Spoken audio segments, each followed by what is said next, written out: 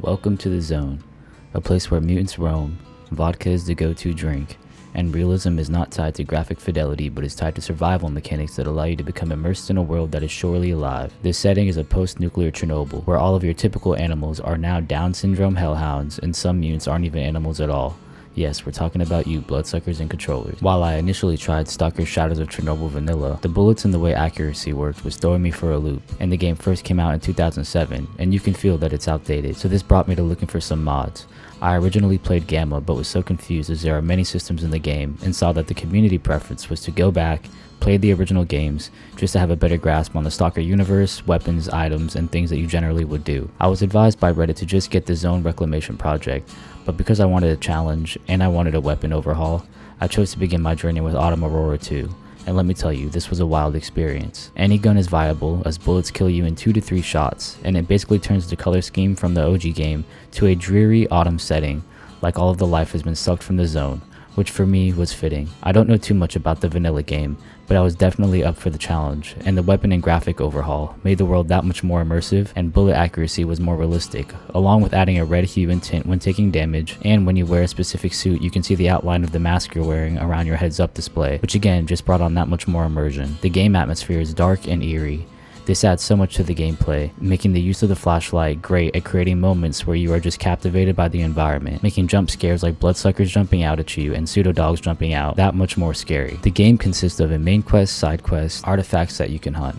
The side quests come from random NPCs you meet. They spawn and randomly roam the map, which creates a very replayable environment as you never know where your next quest or mission will come from. There are story missions and a main quest also, but you need to do side missions to get money, and the game is a grind to get money, especially in this mod, so searching for artifacts and using the detector helps along with the endless side quests. This is also supported by the A-Live system, which makes the zone feel alive as NPCs and the world as a whole will have fights going on regardless of your impact in the world, like faction wars and mutants hunting down other roaming stalkers. The day and night cycle also helps to create a feeling of a real world. The artifact mechanic, which I really enjoyed and I've never seen in any other game, brings that much more immersion as the open world becomes a hunt for artifacts while you're also trying to protect yourself from radiated areas, mutants, and anomalies, and this adds replayability to the game as things can be tackled in any order you like. Each artifact will have specific stats like raising radiation resistance at the cost of bulletproof cap, or some with just strict increases like adding health.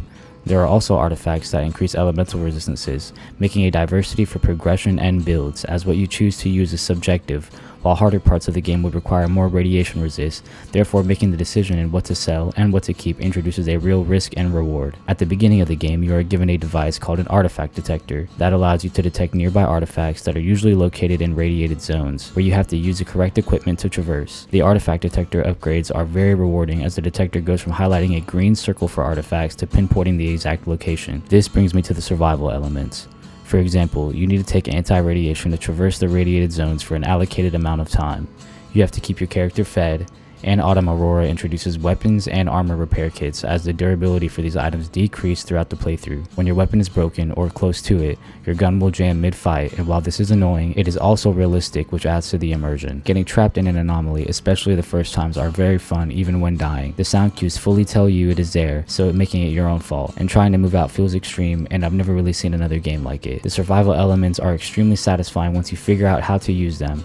For example, when you anti-rad, you are able to traverse to the Dark Valley, which at first you'll try to go through and then you'll get radiated and die, and you'll be wondering, how do I even get through this? At first this seems impossible. Another thing that adds some immersion to the game is when you use anti-rads, you get hungry, so it creates a cost to using certain items. The weapon and outfit repair system is a bit broken as your outfits tend to break very quickly and the price for repair is very high. Most of the side quests do become irrelevant just due to the amount of ammo wasted.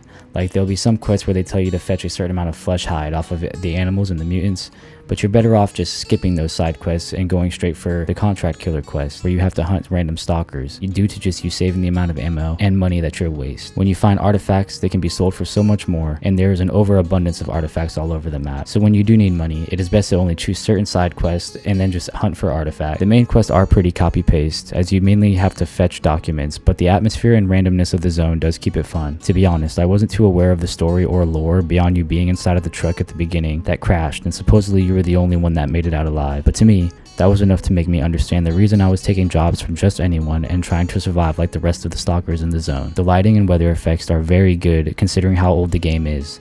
The sound design is good, but sometimes it is hard to tell just exactly how far away dogs or other animals in the zones are, but this seems to be a product of the time. Alcohol will also make you hungry, because you can use alcohol for radiation, and that also adds to the realism of the survival mechanics. As an ex-cigarette smoker, it's nice to have a smoke in game, but it only seems useful when fighting controllers. To me, night vision seemed completely useless at first, but during the end of the game, I actually started using the night vision goggles because it was getting harder to see enemies from far away, and my flashlight just wasn't doing it. The mod makes the gunplay extremely satisfying, especially when landing headshots. There are zombies in the game as enemies, and I have no idea how they could shoot so accurately. It's wild. The weapon progression feels very good, as the upgrade in weapons from new areas feels worthwhile, and the ability to find attachments on weapons and take them off and apply them to new weapons is definitely ahead of its time. There is an overabundance of AK weapons and ammo, which I don't understand, because it makes it near impossible to reach the end of the game with other ammo types unless you do a lot of grinding. The money takes forever to afford enough ammo for your FAL or VSS,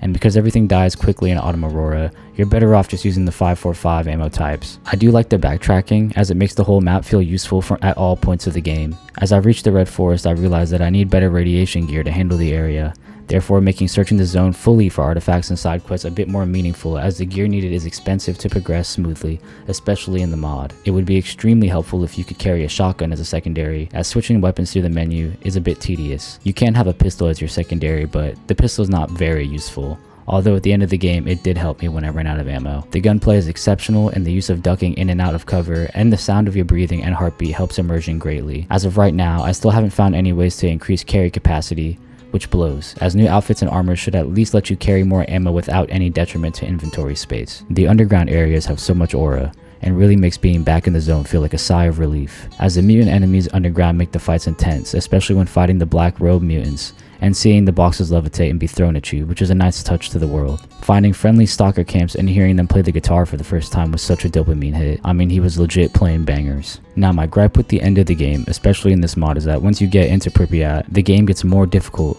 You start to struggle with ammo and enemies, and again, most enemies don't drop the ammo you need, so the plan was to move forward till I got truly stuck, then go back, do more side quests, artifact hunting, just to get more money. But once you get into Chernobyl, the game locks you into an endgame sequence and you can't go back, which I did not know. So at this point I ended my playthrough in Chernobyl. I didn't really fully beat the game, nor did I see any of the end credits or any of the endings that you can get, because I know that there's multiple endings. I did spend roughly 60 hours in the zone itself, and I wanted to get my hands on Gamma now that I have a better understanding of some core mechanics. I will go back and do a full playthrough again now that I understand optimal ways of making money. So this is basically my review of Stalker Shadows of Chernobyl, and the game definitely stands the test of time in ways I was not prepared for. It looks a bit dated, but the enemy AI, while buggy, is still up to par and will definitely keep you on your toes. The ammo hunt and grind for gear is very satisfying. If you're a fan of delayed gratification, and exploring new areas like the Red Forest with the new armor is a great reward. The survival elements were truly ahead of its time, as many games still use and expand upon these core ideas, and all in all, the game has brought me a unique experience that I can honestly say I've never had from any other single player FPS. I've had experience with Far Cry and some Fallout, but nothing is quite as immersive as Stalker.